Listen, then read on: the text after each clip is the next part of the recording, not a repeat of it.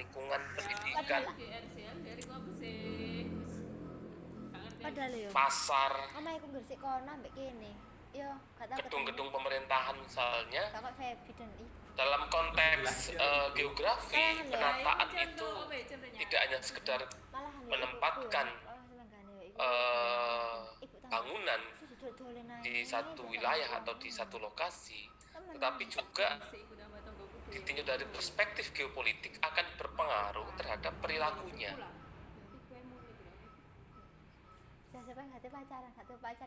Jadi kalau misalnya kita ingin tahu bagaimana persepsi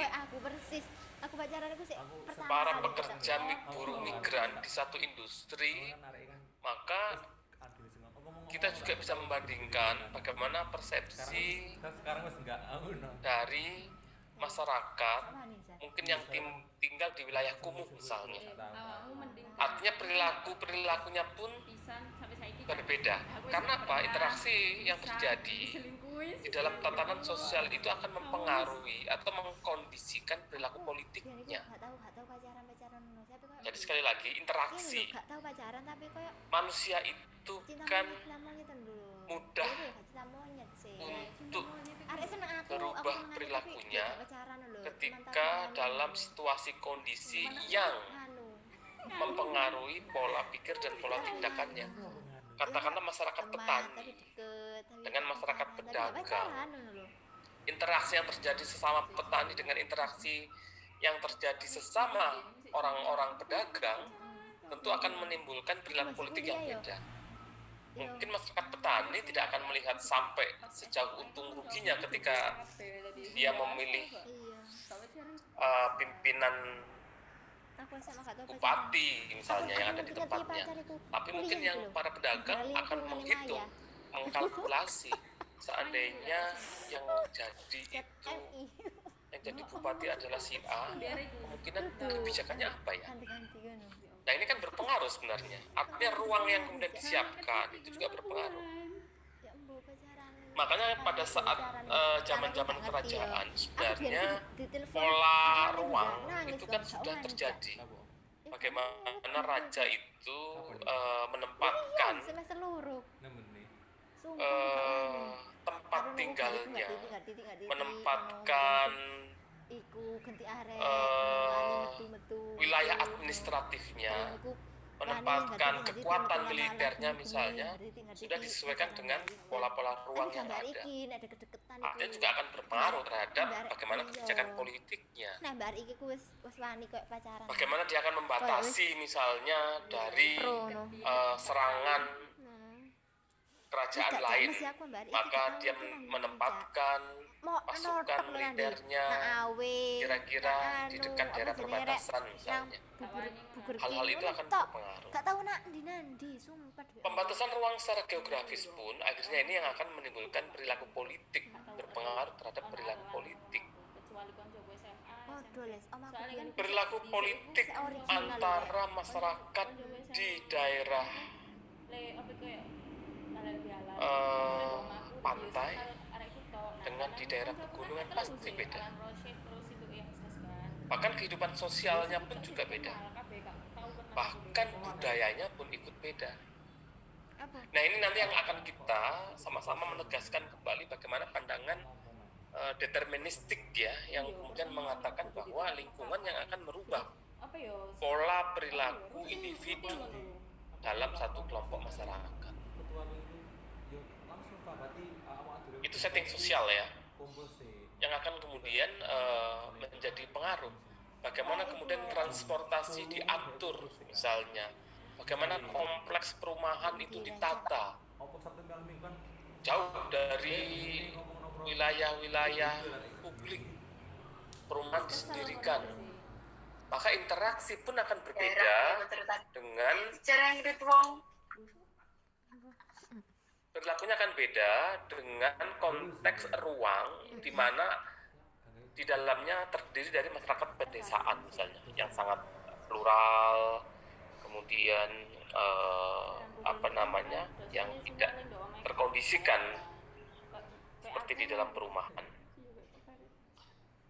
Fokus kerja dari analisis spasial dalam geografi politik biasanya adalah penjabaran dari efek bernuansa kekuatan sosial yang diekspresikan dalam lokalitas pada berbagai skala di dalam spasial.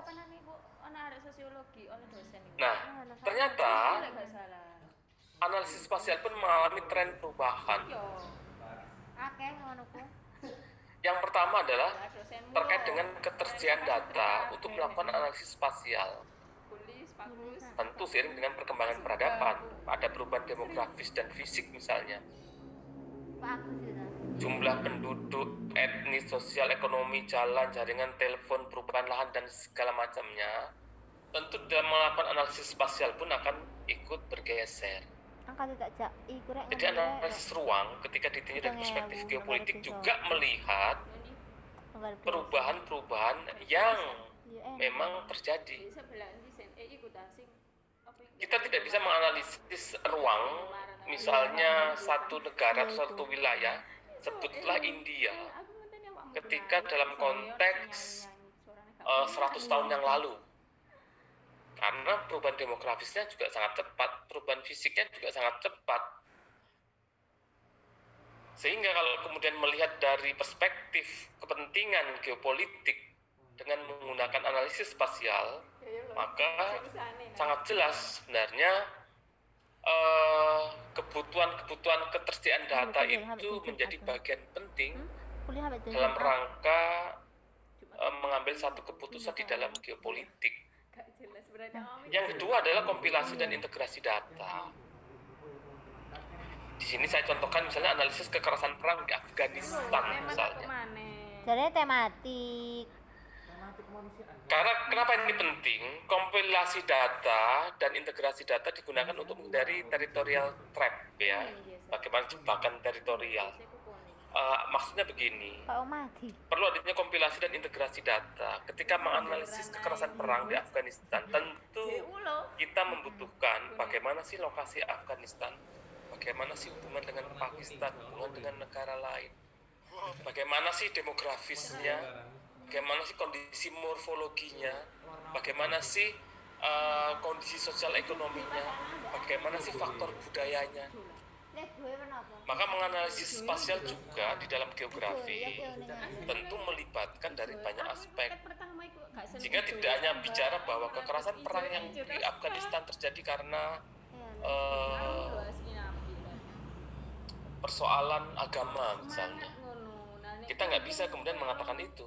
Tapi kita melihat dari berbagai aspek sudut pandang, baik itu demografisnya, kondisi fisiknya, sosialnya, morfologinya, sumber daya manusianya, sumber daya alamnya, sehingga perlu adanya integrasi dan kompilasi data yang harus lengkap. Kemudian yang ketiga, seiring juga dengan perkembangan tentang alat uji ya, bahwa ketika kita tukaran sih, jadi komen, tapi gono sing wani ngomen yo, arek-arek lho. Soale iku ditulungi lho Pak. Enggak, sing pertama sing gawe Freddy ku lho, Rek. atau secara kartografi, tapi sudah berkembang seiring dengan perkembangan teknologi, GIS dan seterusnya. Sehingga yang terpenting di dalam melakukan analisis ruang dalam perspektif geopolitik adalah bagaimana menempatkan data itu sebagai ujung tombak di dalam melakukan analisis kebijakan. Karena dengan data yang lengkap, maka kebijakan yang akan diterapkan itu bisa mengatasi permasalahan. Tetapi dengan data yang terbatas, maka kebijakan yang akan kemudian diambil tentu tidak mampu untuk mengatasi permasalahan yang sebenarnya.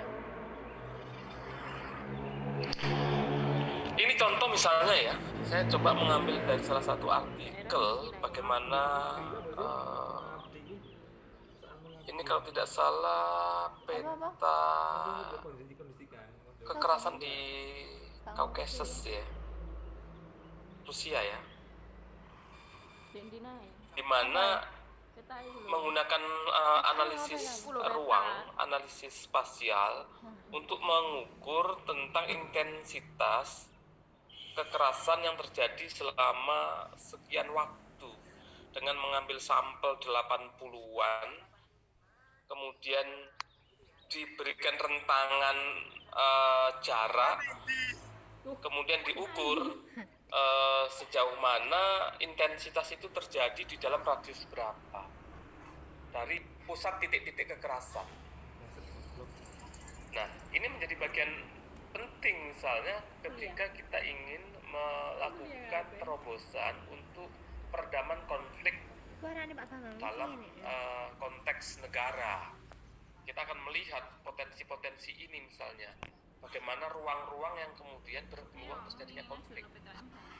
Nah, penyelesaiannya pun kemudian bisa dipetakan. Ini fungsi geografis sebenarnya. Dan aku dicari iku PMKN. Sayangnya yang menggunakan justru bukan orang geografi ya. Karena sebenarnya memang pemetaan GIS dan seterusnya itu bisa digunakan oleh semuanya. Bukan hanya itu klaim dari kita sebagai seorang geograf, tetapi bisa sebenarnya semua menggunakan, termasuk di dalam analisis intelijen dan peperangan. Nah, bagaimana sebenarnya kemudian ketika analisis spasial itu diwujudkan dalam konteks demokrasi? Ketika bicara demokrasi itu kan ada satu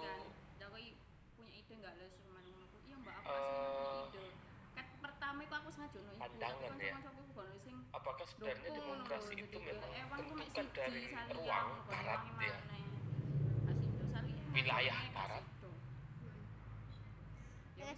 ataukah demokrasi as an essentially konsep yang memang harus diperdebatkan secara esensial? Kalau memang kita sepakat misalnya bicara demokrasi ya bicara bahwa itu memang lahir di barat, lahir dari orang-orang maju yang kemudian ditransformasikan kepada negara-negara berkembang di wilayah timur yang dalam tanda kutip bukan negara maju. Sehingga ada juga yang menyampaikan demokrasi sebagai propaganda negara modern, ataukah pintu masuknya kapitalisasi dan eksploitasi pada negara tertentu? Bahkan stigma ruang kan sampai sekarang kita tanpa sadar sering menyampaikan bahwa negara maju adalah negara barat. Kita sudah bicara ruang lagi, bahwa di muka bumi ini yang dikatakan modern adalah barat, negara-negara yang berada di wilayah ini. Nah, sehingga mereka membawa konsep tentang demokrasi pun sama. Ataukah sebenarnya justru dengan cara mereka menstigmakan melakukan propaganda sebagai negara modern dengan demokrasinya, malah justru menjadi peluang masuknya kapital dan juga melakukan eksploitasi pada negara tertentu. Ini bisa kita analisis kalau secara geopolitik, bagaimana kemudian intervensi atau invasi baik fisik melalui peperangan maupun non fisik dengan cara non militer, negara-negara barat melakukan invasi kepada negara-negara di wilayah Asia misalnya, wilayah timur.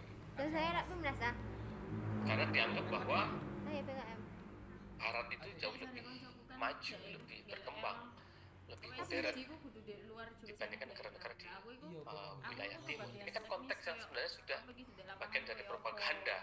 Kalau kita melihat dari aspek geopolitiknya ya. Nah, kemudian muncul juga satu konsep tentang demokrasi dan universalisme dari O'Neill ini ya, yang menyampaikan bahwa universalism aku ya merasa PKM dicari PMKN of space and time and its implicitly Ya, aku soal define wis competency, iku, agency, sorry, and sel equal iku. moral respect to others, Hah? irrespective of their Gak lolos. Wong arek iku ascribed dikon mbok lolos identities. mbok gak lolos pokoknya aku elok ngewangi tapi gak turun kandhani. Jadi bagaimana sebenarnya, apakah sama sih demokrasi dengan universalisme Malah digawe iku, digawe yang apa kemudian tugas lebih nilai tugas. mengedepankan pada konteks Iya, dhisik kan. tidak membedakan antar wilayah, Malah aku sing ngono barat, gawe timur, iku. tengah, utara. Sebenarnya dalam konteks universalisme itu Ya wis. tidak ada Selanjutnya perbedaan. arek mbok lakon. Harus sama secara moral, bukan kemudian menjadi perbedaan. Tapi kalau kita melihat, ternyata ketika bicara Aku suka tentang betul. demokrasi dari perspektif Aku suka spasial, pasti larinya Dino kuwi saiki dino. negara-negara barat akan melakukan propaganda terhadap Jelas, negara-negara jelas. timur agar negara timur yang dikatakan sebagai negara berkembang bisa berdemokrasi. Ini bisa debatable ya, atau mungkin benar juga. Kita melihat terakhir ini kasus di Myanmar misalnya, bagaimana terjadi kudeta militer. Iso-iso Itu kan Indonesia ciri yang siap sudah dikatakan perang. wilayah Cermet di sisi timur yang masih jauh dari universalisme Saudara dan juga konteks demokrasi. Bagaimana daerah Manchester kekuatan City. militer yang kemudian Minggu wis mengambil alih kekuasaan di Myanmar dan berhadapan dengan civil society, uang lah. dan itu terjadi. Dijual. Sehingga kalau kita melihat apakah propaganda itu menjadi benar, 100.000, 120. itu masih debatable. Karena ya fakta bahwa di negara pada ruang timur ini, pada spasial timur Ini ini, lho Za, minggan sampean yo. Duwe tambah masih yo. ada saja Aku sing yang joki. kemudian jauh dari demokrasi. Pada ngono ku, aku pernah sampean. Film ta. Dan spasial juga dalam konteks demokrasi ini sering kemudian dipakai dalam geografi elektoral ya. Aku budget uang iku. Misalnya pengaruh ruang dengan perilaku Terus pemilih dengan oleh 20 juta, tapi sampe KKI 10 15 dalam juta. Yo sini konteks duitmu mau badiku. pemilu. Bukan orangnya. Konteks pemilu geopolitik itu sangat berperan penting. Kontestasi yang kemudian diikuti oleh partai politik maupun oleh calon-calon yang ingin maju di dalam pemilihan eksekutif dan legislatif pasti akan melihat bagaimana pengaruh ruang dengan perilaku pemilihnya. Konteks geopolitik akan melihat bahwa ruang di mana tempat interaksi antar manusia yang telah terbentuk karena kondisi geografis, maka secara Tapi langsung sebenarnya maupun tidak kalau langsung ngono biasanya akan wong berpengaruh terhadap bakalan keputusan bawa obat. yang diambil oleh masing-masing individu yang ada di dalam wilayah itu. Kandung. Sehingga kalau kita ingin membagi konteks Bandeng yang saya contohkan, desain. misalnya bagaimana masyarakat di Jawa Timur, masyarakat di daerah Pantura misalnya, dengan di daerah Tapal Kuda yang sama-sama berada di daerah pantai, tentu akan memiliki perilaku politik yang tidak jauh beda atau mungkin hampir sama dibandingkan dengan Mataraman misalnya. Jadi masyarakat yang ada di Lamongan, Tuban, Gresik, kemudian Pasuruan, Probolinggo tentu akan beda dengan masyarakat di Blitar, Tulungagung, Kediri, Trenggalek atau di daerah Mataraman lainnya. Di Pantura dan Tapal Kuda akan Gak ngerti aku cenderung pasti turu. bahwa wilayah-wilayah itu adalah ruang tempat pertama kali masuknya para pedagang, kemudian pertama kali juga masuknya penyebaran agama. Kalau ke barat sampai ke Demak kan begitu ya, di daerah Semarang. Maka mulai dari Demak, BPS itu kemudian anu, Cak. Kudus, Anu sekolah dhewe. Rembang, Aku itu start adalah kok biyen iku ambek Said ambek daerah-daerah yang Ini kemudian memang lulusan stan, stis. banyak sekali Stis iku kadang penempatannya dari bawah. Apa pas eh, BL eh, nilai-nilai religi aku pengen ya, pesantren dan seterusnya, sehingga berpengaruh terhadap karakter masyarakat. Beda dengan Mataraman. Berarti kalau kita melihat dari perspektif histori atau geografi sejarah, pasti akan melihat bahwa memang perkembangan ketika mendarat menggunakan kapal mereka berinteraksi, pasti yang akan terjadi adalah penanggulangan bencana. di wilayah pesisir pesisir terlebih dahulu, baru kemudian masuk ke wilayah pedalaman, masuk ke wilayah pedesaan, sehingga perkembangannya bisa kita lihat sekarang bagaimana di wilayah Tapal Kuda dan juga di wilayah Pantura, Demak, kemudian Kudus, Rembang, Tuban, Lamongan, di samping iso lah itu iso wilayah-wilayah yang merupakan jejak-jejak enak ya religi. Kalau di Demak itu ada apa jenenge rek ngistan apa makam Sunan Kalijogo misalnya. Windows Di Tuban ada Sunan Bonang. Di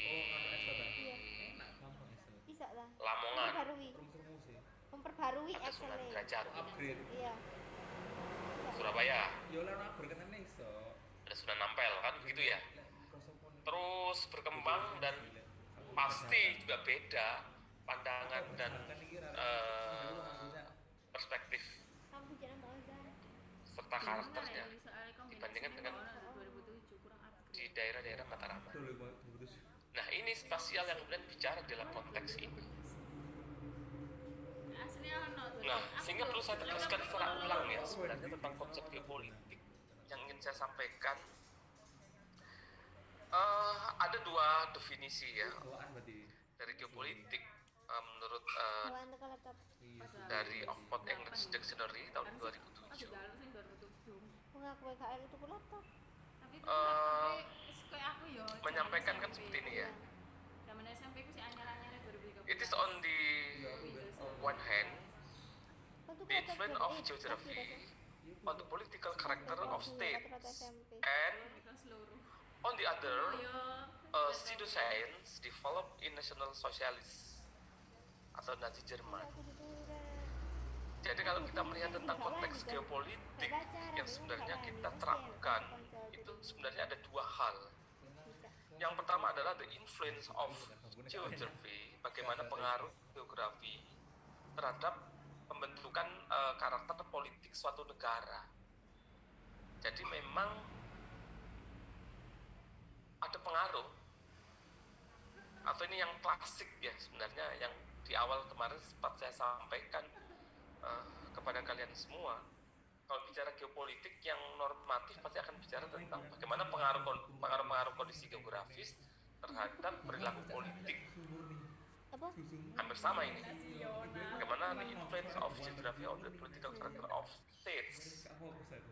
Tapi di sisi lain, on the other hand, pseudoscience atau pseudoisme ya, yang mengembangkan konteks Nazi Germany. Ini nanti ada yang kemudian mengapa itu terjadi. Tetapi both definition have troubling connotation.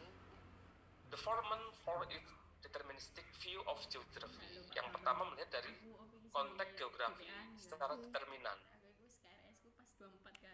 The latter for its connection to fascist. Jadi ada dua hal yang memang sama-sama sebenarnya memahami, atau banyak juga penulis geopolitik yang menyampaikan bahwa kalau yang pertama bagaimana kemudian geografi itu berpengaruh terhadap pembentukan karakter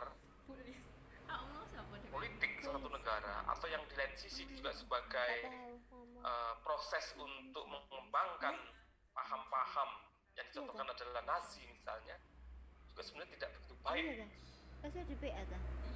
Nah, tetapi di lain sisi juga kalau kita ingin melihat dari aspek lain yang sempat saya sampaikan di awal perkuliahan, bagaimana sebenarnya pemahaman geopolitik was originally a Swedish term. Itu menurut Callen, a political scientist who sought elaborate menurut Anja Renzel ya. Dia mengatakan bahwa the state was an organism. Nah ini yang mungkin merupakan awal mula sebenarnya ketika mengatakan bahwa negara adalah sebagai organisme. Organisme itu butuh ruang. Organisme itu butuh hidup. Berarti negara kalau butuh hidup perlu kemudian mempertahankan hidupnya. Awalnya mesti Untuk itu negara harus melakukan ekspansi, melakukan eksploitasi. Nah ini akhirnya dipakai oleh Nazi Jerman. Kalau dapat nilai A ya, ngene bala. Jadi pandangan-pandangan Mulai iso nyanyi Pak tapi terkait dengan geopolitik juga bagaimana Callen ya yang kemudian berstatement seperti ini menjadi dasar pembenaran ketika Jerman melakukan ekspansi militernya karena mengatakan bahwa negara itu adalah organisme yang butuh ruang untuk hidup. Nah untuk hidup itu dengan cara apa? IPS Ya dengan cara aslinya melakukan pelajaran ekspansi ke negara lain. Karena untuk menghidupi organisme yang ada di dalam negara ini. bimbingan Karena negara adalah sebagai organisme. Nah, ada juga pendapat yang mengatakan, yang berargumentasi bahwa sebenarnya geopolitik itu memang menjadi salah satu faktor penentu untuk menetapkan kemampuan suatu negara itu dikatakan kuat atau tidak. Ini dari Alfred Mahan ya. Dia berargumentasi bahwa states geographical location, size, and population influence its ability to become a major sea power. Bagaimana kemudian melihat bahwa lokasi geografis, ukuran luas, kemudian jumlah penduduk berpengaruh terhadap kemampuannya menjadi besar, terutama di sisi kelautan. Ini karena yang menyampaikan seorang tentara ya. Jadi melihat bahwa sebenarnya negara itu ketika memiliki lokasi yang strategis, ukurannya luas, jumlah penduduknya banyak, maka sudah mampu menunjukkan nilai tawar bahwa negara itu pasti memiliki power, memiliki bargaining, memiliki nilai tawar. Kan misalkan kayak Dalam konteks ini ketika kita kemudian menarik ke Indonesia, sebenarnya konteksnya sudah masuk. Kita sering dikatakan memiliki pandangan bahwa Indonesia masuk ke wilayah-wilayah yang strategis, memiliki lokasi yang strategis, memiliki ukuran yang luas. Bahkan kalau kita terbang mulai dari Sabang hingga Merauke, itu seperti orang bepergian dari Belanda sampai ke Itali dan bolak-balik 4 kali. Jadi Belanda, Belgia, Prancis, dilewati terus sampai Italia, balik lagi sampai 4 kali itu. Itu masih lebih luas Indonesia. Berarti kan kita sebenarnya sebagai negara yang besar. Jumlah penduduknya pun demikian, 272 juta penduduk kita. Dengan jumlah HP 300 juta lebih. Jadi jumlah penduduk dengan jumlah HP ternyata banyak jumlah. Di Indonesia. Nah, kesimpulannya adalah begini. Ini untuk menyimpulkan tentang konsepsi geopolitik yang ingin saya sampaikan ya. Di pertemuan kuliah hari ini ada 2 hal sebenarnya kalau kita ingin melihat tentang konsepsi geopolitik. Yang pertama dari konsep klasik atau umum, tentu hanya akan mengatakan geografi hanyalah kondisi alamiah di dunia saja. Ya sudah. Tetapi dari deterministik geografi itu menyampaikan bahwa geografi membentuk atau menentukan tindakan manusia. Jadi membentuk atau menentukan tindakan manusia. Sehingga mengatakan bahwa alam itu sebagai kekuatan aktif dalam urusan manusia.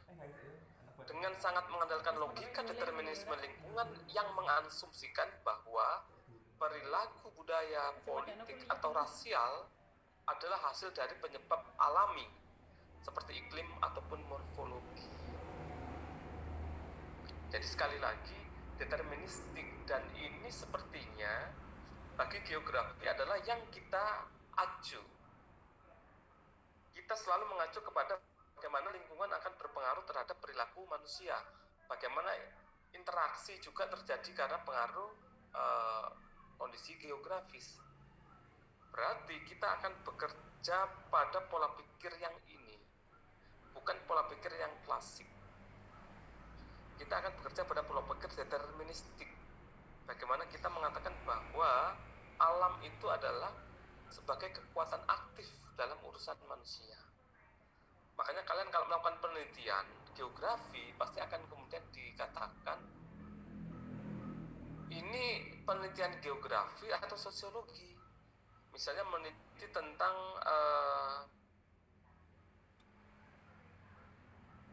analisis keberlanjutan hidup pada masyarakat petani di daerah rawan banjir misalnya. Kalau hanya melihat pada perilaku manusianya saja, perilaku petaninya saja, maka itu akan masuk ke ranah penelitian sosiologi. Tetapi kalau kemudian kita menggunakan filosofis deterministik, tentu kita akan melihat bahwa geografi yang akan membentuk atau menentukan tindakan manusia. Berarti aspek geografis yang akan menentukan petani itu bertindak atau berperilaku atau mengatur strateginya itu adalah wilayah geografi. Jadi ini yang kemudian selalu digunakan oleh para penganut deterministik atau filosofis deterministik geografi.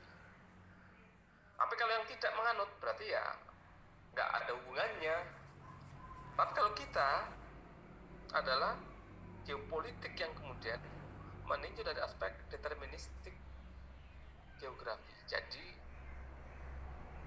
interaksi kalau hanya sesama manusia itu adalah kaidah sosiologi antropologi. Tetapi interaksi manusia dengan lingkungannya adalah wilayah geografi. Alam akan membentuk perilaku, iya, itu adalah wilayah geografi. Alam akan membentuk perspektif politik, itu adalah wilayah geografi. Atau bahkan budaya juga demikian. Bagaimana kalau kita melihat tidak ada di daerah Mataraman budaya larung sesaji itu kan tidak ada, kecuali di daerah Mataraman yang pesisir, misalnya daerah Tulungagung di Popoh misalnya. Tapi kalau sudah di wilayah tengah nggak mungkin, karena secara kondisi geografis apa yang akan dilarung, karena tidak ada kepercayaan mereka terhadap laut pantai selatan. Jadi hal-hal itu yang sekiranya perlu saya sampaikan terkait dengan bagaimana perspektif geopolitik ditinjau dari aspek ruang, ditinjau dari aspek penegasan tentang pemahaman kita bahwa geopolitik memang bagian dari deterministiknya geografi. Sehingga sangat benar dikatakan bahwa perubahan dan tindakan manusia akan tergantung kepada kondisi geografisnya. Kira-kira itu pengantar untuk penegasan tentang geopolitik. Mungkin ada hal-hal yang ingin ditanyakan, saya persilakan. Ya wis gak apa-apa ngono. Iso-iso dipikir ngelak. Iklan budget itu barang tak kok surut tanah ngono teh. Kandungan air tanah. Iya, ngono. Ada yang mau bertanya? Tentang lahan kan itu. Bodohnya Mbak dan lingkungan. Teknik lebih ke lingkungan lah, kita itu mencakup segalanya. Nek teknik Regional ya. Iya, ngono. Kalau teknik cabang ilmu kalian apa nih? Kita ya punya ekologi. Padahal ekologi itu masuk biologi. Atau bingung? Nek teknik ku lebih ke teknisian ya. Aku nang bener anu ini itu ya, soal ini. dari hubungan ngono kan. Kita yo aku dulu ngono tapi Halo. koncoku kan. Aku pokok dadi itu. Jajal bayi. Ini ada orangnya nggak ini 2018 ini? Iya pertama. Kata Si ide